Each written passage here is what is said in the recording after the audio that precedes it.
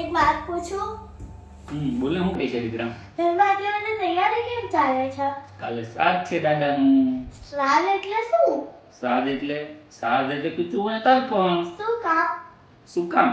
જો તને મસ્ત સ્ટોરી કહું, જે કોઈને નહીં ખબર હોય, મારા વ્યુઅર્સને બી નહીં ખબર, તો સાંભળો, હું જણાવું છું તમને. કર્ણએ જીવનભર લોકોને સોના ચાંદીના આભૂષણો અને ગાયોનું દાન કર્યું હતું,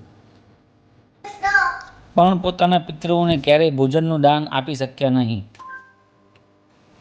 કર્ણનું જ્યારે મૃત્યુ થયું ત્યારે તે સ્વર્ગમાં ગયા. સ્વર્ગમાં તેમની ભોજનની થાળીમાં સોના ચાંદીના આભૂષણો પીરસાયા.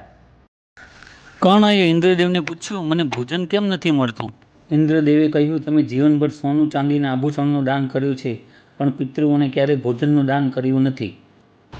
કર્ણને દુઃખ થયું અને ઇન્દ્રદેવે ઉપાય બતાવ્યો. 16 દિવસ પૃથ્વી પર જાઓ અને પિતૃઓને પિંડદાન, તર્પણ અને ભોજન કરાવો. કર્ણએ એ જ કર્યું. ત્યારથી આ 16 દિવસને પિતૃપક્ષ કહેવાય છે. આ દિવસોમાં આપણે આપણા પૂર્વજોને યાદ કરી તેમને ભોજન અર્પણ કરીએ છીએ, જેથી તેઓ તૃપ્ત થાય અને આપણે આશીર્વાદ આપે છે.